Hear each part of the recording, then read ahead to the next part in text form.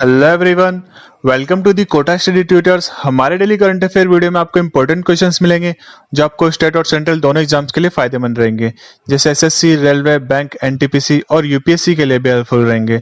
तो चलिए आज के सेशन की शुरुआत करते हैं। तो हमारा आज का जो क्विज क्वेश्चन है वो ये है कि आरबीआई का राष्ट्रीयकरण यानी कि नेशनलाइजेशन कब किया गया था।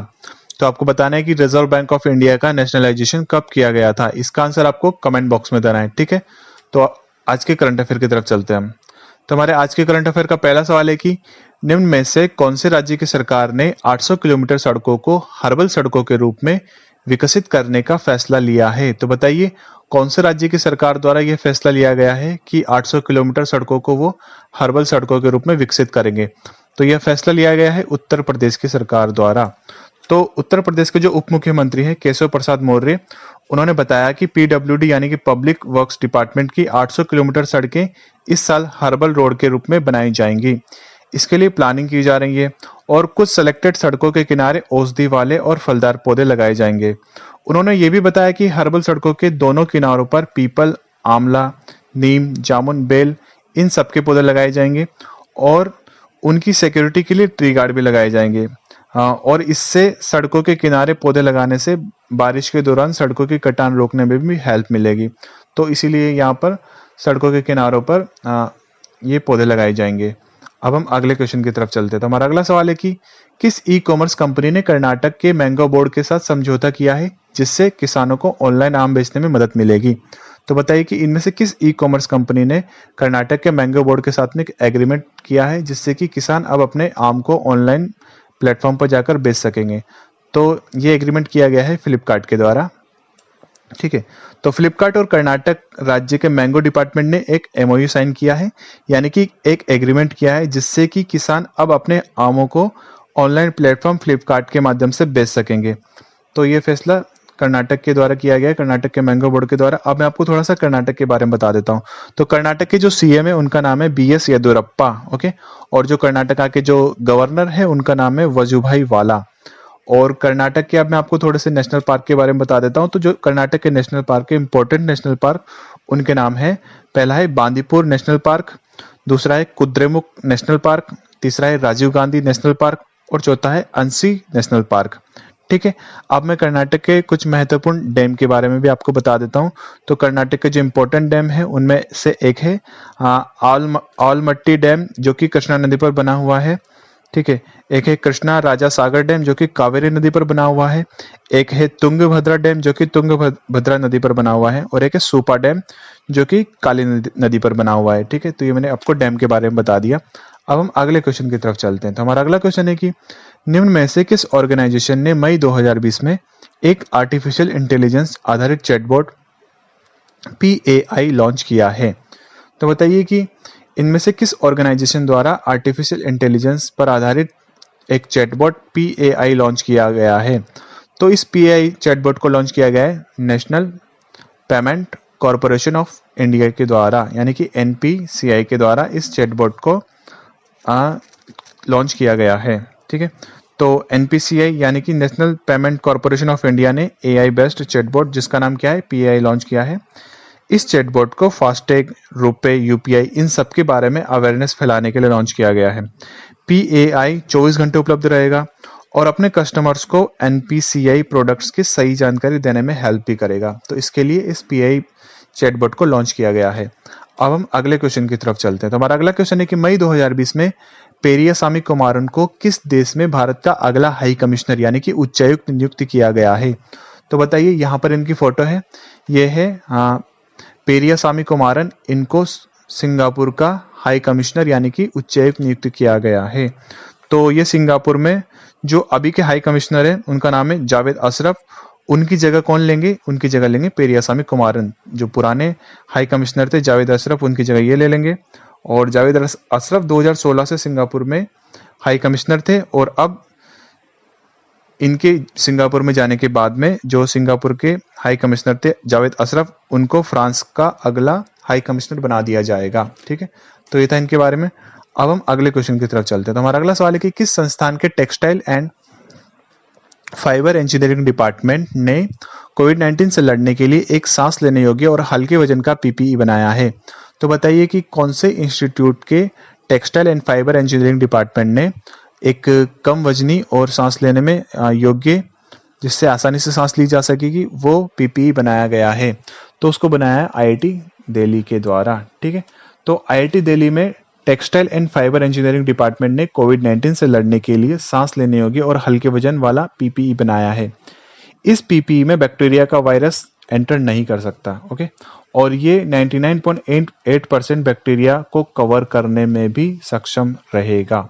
इसका वजन 300 ग्राम बताया जा रहा है, और जबकि जो दूसरे पीपीई होते थे उनका वजन 400 से 450 ग्राम का होता था, लेकिन इसका कितना है, इसका 300 ग्राम का वजन है, इसीलिए इसको हल्का बताया जा रहा है। अब हम अगले क्वेश्चन की तरफ चलते हैं। तो हमारा अगला क्वेश्चन है कि कौन से राज्य अपने नागरिकों का हेल्थ डेटाबेस बनाने के लिए जल्द ही एक प्रोजेक्ट लॉन्च करेगा। तो बताइए इनमें से कौन सा राज्य है जो अपने सिटीजन्स का हेल्थ डेटाबेस तैयार करने जा रहा है। तो उसके लिए उन्होंने एक प्रोजेक्ट लॉन्च करेंगे। तो कौन से राज्य द्वारा ये किया जाएगा? तो ये किया जाएगा कर्नाटक के द्वारा, कर्नाटक सरकार के द्वारा। तो ऐसा किसी भी राज्य में पहली बार किया जाएगा, और इसकी शुरुआत कर्नाटक का एक जिला है जिसका नाम है चिक्कबल्लापुर, उससे इसकी शुरुआत की जाएगी।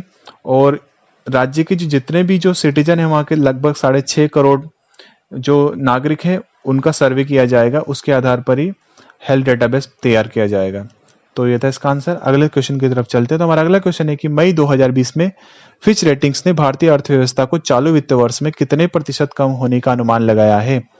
तो बताइए कि फिच रेटिंग्स ने भारतीय अर्थव्यवस्था को चालू वर्ष में कितने प्रतिशत कम होने का अनुमान लगाया। तो उनके द्वारा अनुमान लगाया गया 5% का। ठीक है, तो फिच रेटिंग ने भारतीय अर्थव्यवस्था को 5% कम होने का अनुमान लगाया है। इसी तरह की प्रेडिक्शन क्राइसिल, मूडीज और गोल्डमैन सैक्स द्वारा भी की गई थी। तो इसका आंसर है यहाँ पर 5% का अनुमान लगाया है किसने? फिच रेटिंग्स ने। अगले सवाल की तरफ चलते तो हमारा अगला क्वेश्चन है कि मई 2020 में आर शनमुगम का निधन हो गया, वह किस खेल से संबंधित थे। तो यहाँ पर इनकी फोटो है, ये है आर शनमुगम। तो हमें बताना है कि ये इनमें से किस खेल से संबंधित थे। तो ये थे फुटबॉल से संबंधित। ओके, तो ये तमिलनाडु के पूर्व फुटबॉलर और कोच भी थे। इन्होंने 1968 में मोहन बागान के लिए, 1969 में इंडियन रेलवे में सीनियर नेशनल्स के लिए, और इन्होंने 1969 से 1977 तक इंटीग्रल कोच फैक्ट्री यानी कि आईसीएफ के लिए भी खेला था। तो ये था इनके बारे में। अब हम अगले क्वेश्चन की तरफ चलते हैं। तो हमारा अगला क्वेश्चन है कि मई 2020 में न्यू डेवलपमेंट बैंक यानी कि एनडीबी का अध्यक्ष किसे चुना गया है। तो हमें बताना है कि जो न्यू डेवलपमेंट बैंक है इसका जो नया प्रेसिडेंट किसको बनाया गया है। तो यह है इनकी फोटो, इनका नाम है मार्कोस प्राडो ट्राइजो। इनको न्यू डेवलपमेंट बैंक का अगला प्रेसिडेंट बनाया गया है। ओके, तो ये ब्राजील के हैं और इनको न्यू डेवलपमेंट बैंक का प्रेसिडेंट बनाया गया है। तो अब मैं थोड़ा सा आपको न्यू डेवलपमेंट बैंक के बारे में बता देता हूं। तो जो एनडीबी यानी कि न्यू डेवलपमेंट बैंक है, ये ब्रिक्स ऑर्गेनाइजेशन का बैंक है जिसका हेडक्वार्टर कहाँ पर है? संघाई में, यानी कि कहाँ पर इसका हेडक्वार्टर? चीन में है। मार्कोस ट्राइजो को वर्चुअल मीटिंग यानी कि ऑनलाइन में नया प्रेसिडेंट चुना गया है, और इंडिया की तरफ से इस मीटिंग में फाइनेंस मिनिस्टर निर्मला सीतारमण ने हिस्सा लिया था। और इनसे पहले जो प्रेसिडेंट थे एनडीबी के, उनका नाम है केवी कामत। तो केवी कामत एनडीबी के इनसे पहले प्रेसिडेंट थे। और अब मैं थोड़ा सा आपको ब्रिक्स की जो मेंबर कंट्रीज है उनके नाम बता देता हूं। तो ब्रिक्स की जो मेंबर कंट्रीज है उनके नाम है Brazil, Russia, India, China and south Africa. तो ये था इस क्वेश्चन के बारे में। अब हम अगले क्वेश्चन की तरफ चलते हैं। तो हमारा अगला क्वेश्चन है कि ओरिएंटल इंश्योरेंस कंपनी ओआईसी का सीएमडी किसे नियुक्त किया गया है। तो हमें बताना है कि ओरिएंटल इंश्योरेंस कंपनी का जो सीएमडी यानी कि चेयरमैन एंड मैनेजिंग डायरेक्टर किसको नियुक्त किया गया है। तो ये है एसएन राजेश्वरी।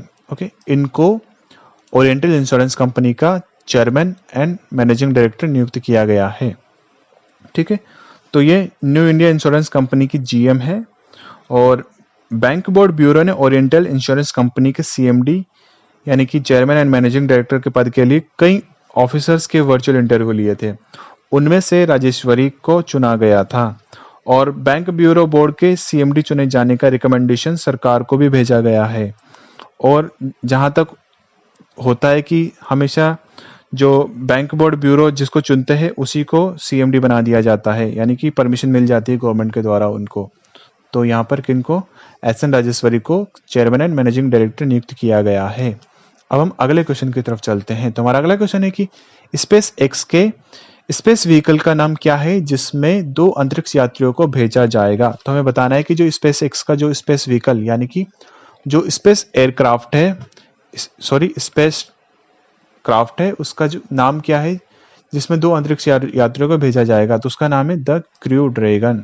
ओके, तो नासा के केनेडी स्पेस सेंटर से 2 एस्ट्रोनॉट जिनका नाम मैं आपको बता देता हूँ, एक का नाम है रॉबर्ट बैनकिन और दूसरे का नाम है डगलस हर्ली। तो ये स्पेस एक्स के फाल्कन 9 रॉकेट में क्रू ड्रैगन स्पेस क्राफ्ट के साथ इंटरनेशनल स्पेस स्टेशन के लिए निकलने वाले थे, लेकिन मौसम खराब होने की वजह से अब फिर से दोबारा 30 मई यानी कि आज दोपहर 3:22 पर इनका रॉकेट लॉन्च किया जाएगा। ठीक है, तो आज इनका रॉकेट लॉन्च किया जाएगा और ये अंतरिक्ष में चले जाएंगे आज। ये था इस क्वेश्चन के बारे में। अगले क्वेश्चन की तरफ चलते हैं। तो हमारा अगला क्वेश्चन है कि मई 2020 में एडीबी यानी कि एशियन डेवलपमेंट बैंक ने कोविड-19 से लड़ने के लिए किस देश को $250 मिलियन का लोन देने की घोषणा की है। तो बताइए एडीबी ने इनमें से किस देश को $250 मिलियन देने की घोषणा की है। तो ये घोषणा की गई है नेपाल को $250 मिलियन देने की। तो इन पैसों का इस्तेमाल कहाँ किया जाएगा। तो इन पैसों का इस्तेमाल पब्लिक हेल्थ सिस्टम को बेहतर बनाने के लिए किया जाएगा और गरीबों की मदद भी की जाएगी इन पैसों से। अब मैं आपको थोड़ा सा एडीबी के बारे में बता देता हूँ। तो जो एशियन डेवलपमेंट बैंक का जो हेडक्वार्टर है वो कहाँ पर है, वो है फिलीपींस में। अब हम अगले क्वेश्चन की तरफ चलते हैं। तो हमारा अगला क्वेश्चन है कि मई 2020 में सेबी द्वारा NHAI पर कितना जुर्माना लगाया गया है। तो बताइए कि सेबी द्वारा NHAI पर कितना जुर्माना लगाया गया है। तो सबसे पहले तो मैं आपको बता देता हूँ सेबी की फुल फॉर्म क्या है। तो सेबी की फुल फॉर्म है securities and exchange board of India. तो इसकी स्थापना 22 अप्रैल 1992 में हुई थी और इसने NHAI पर जुर्माना लगाया है। तो यहाँ पर जुर्माना कितना लगाया है वो बता देता हूँ। तो जुर्माना 7 लाख रुपए का जुर्माना लगाया है। अब क्यों लगाया है जुर्माना तो वो भी बता देता हूँ।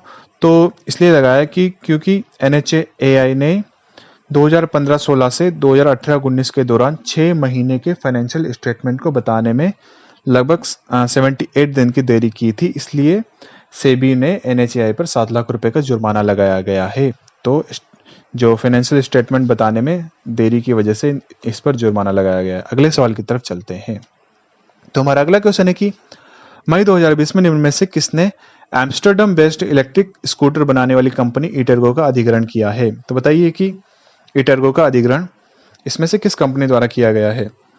तो वो किया गया है ओला इलेक्ट्रिक मोबिलिटी के द्वारा। ओके, तो ओला इलेक्ट्रिक मोबिलिटी ने एम्स्टर्डम बेस्ड इलेक्ट्रिक स्कूटर बनाने वाली कंपनी ईटरगो को खरीद लिया है। अब company international and Indian market में स्मार्ट इलेक्ट्रिक स्कूटर को बना सकेंगी। और ईटरगो की स्थापना कब हुई थी। तो ईटरगो की स्थापना हुई थी 2014 में।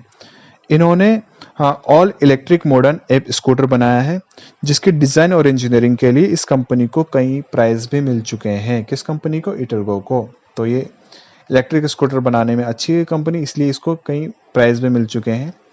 अब हम अगले क्वेश्चन की तरफ चलते हैं। तो हमारा अगला सवाल है कि इनमें से किसने केचअप नाम से कॉलिंग एप्लीकेशन पेश की है। तो बताइए कि किस कंपनी द्वारा केचअप नाम से कॉलिंग एप्लीकेशन यानी कॉलिंग ऐप बनाया गया है। तो वो बनाया है फेसबुक के द्वारा। ओके, तो इस नए ऐप का उद्देश्य इतना है कि फ्रेंड्स और फैमिली के मेंबर्स के साथ में हम कॉल टाइमिंग का कोऑर्डिनेशन बना सकते हैं। तो इसमें 8 लोगों के साथ में ग्रुप कॉलिंग की जा सकती है, ग्रुप बात की जा सकती है। एक ग्रुप में 8 लोगों की ग्रुप में बात की जा सकती है और टाइमिंग का कोऑर्डिनेशन बनाकर हम यहाँ पर बात कर सकते हैं। तो इसको फेसबुक के द्वारा बनाया गया है।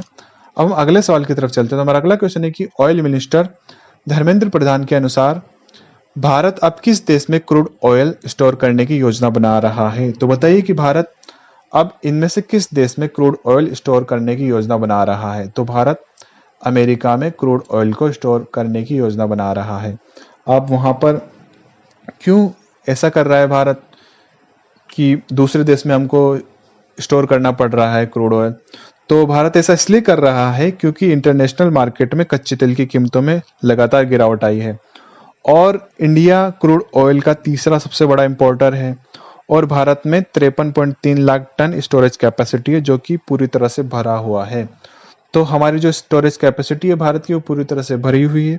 इस वजह से हमको दूसरे देश में स्टोरेज करने की योजना बनाना पड़ रहा है और अभी ऑयल के प्राइसेस कम भी है, तो अभी हम खरीद लेंगे।